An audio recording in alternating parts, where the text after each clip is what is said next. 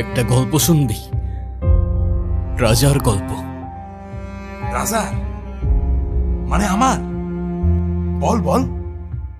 এক রাজ্যে এক রাজা ছিল, স্বৈরাচারী।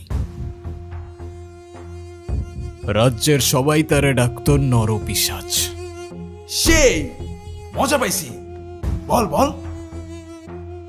মানুষের উপর জুলুম করাই তার একমাত্র নেশা ছিল। কিন্তু দুঃখের বিষয় কি জানিস?